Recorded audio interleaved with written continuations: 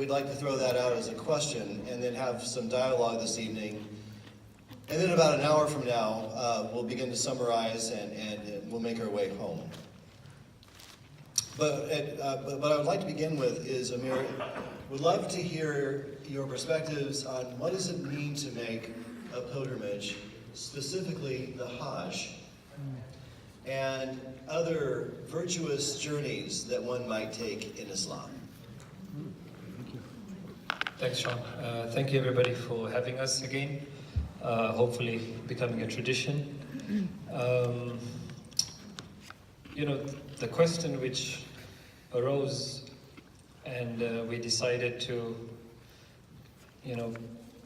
come towards it as a thesis, and that is to summarize a few thoughts, but my main summary of it would be the Islamic summary of the Hajj, which we translate as the pilgrimage.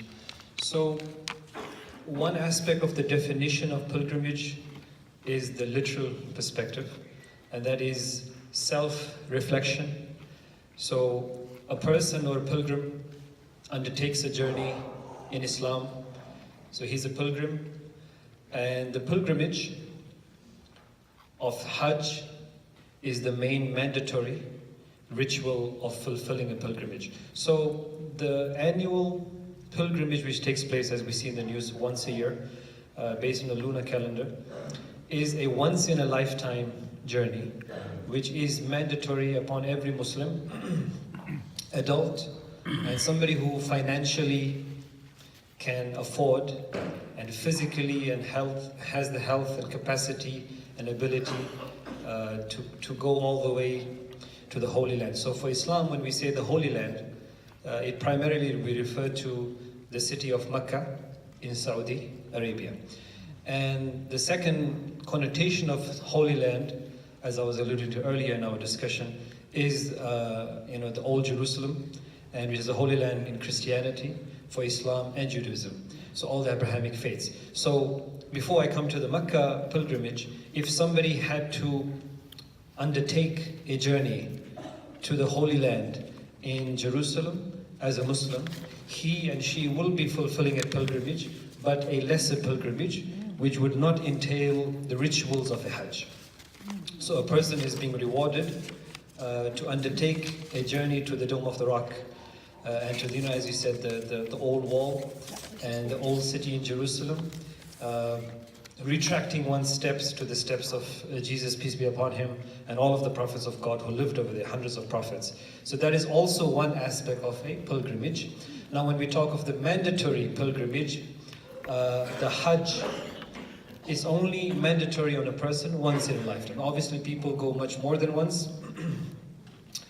And there's another lesser pilgrimage also which we do in the holy city of Mecca, and that is called the Umrah. So the Umrah is it's just a journey towards the city of Mecca in the non-Hajj season. So it could be done any time of the year, even during the Hajj season. So the Hajj season, as I mentioned earlier, is specifically the 12th month of the calendar, the last month of the year. So that will be determined based on the sighting of the moon, etc. So every year it rotates 10 days earlier. During the pilgrimage to Mecca, there are certain rituals over the course of 5 days, and as you will be seeing in the presentations from our members, you will be seeing some things which I want to give you a definition of, so it will make more sense. So 5 days of Hajj, which a person primarily stays in the city of Mecca, the tent city of Mina, and the main ritual will be going around the Kaaba. So the Kaaba we've seen in the pictures, it's the cube-shaped building, which we translate as the house of God. Certain rituals are the pelting of the stone. It symbolizes pelting Satan and rejection of Satan. And the completion of that, and whilst a person does this, you will notice the clothing is just 2 sheets of white cloth, which we call the ihram. So specific, simple clothing, a few rituals of going around the Kaaba, pelting the place of the stones where Satan came. So all of this is a fulfillment of what Prophet Muhammad taught us, but he was fulfilling this in the footsteps of Prophet Abraham. So Abraham originally built the Kaaba, and Ishmael, his son, was the one who settled down with his mother, Hagar. And Ishmael, as we know in Islam, is the direct descendant of Prophet Muhammad, peace be upon them all. So Prophet Muhammad, he fulfilled the Abrahamic vision of the pilgrimage, and then we are doing it in his following. So what does it signify for a believer who fulfills the pilgrimage? It means a time of contemplation, self-evaluation, self-reformation, contemplation, reflection, how to become a better person towards God and also serving his humanity. So a person comes back from the pilgrimage with his hair shaven off. It signifies a new start, that life is going to start all over. Unless you don't have hair, then that's okay. It's just a ritual of putting something over the head.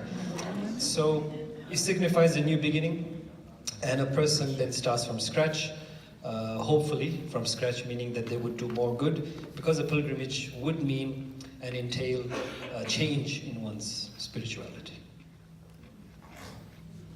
Thank you for that. Understand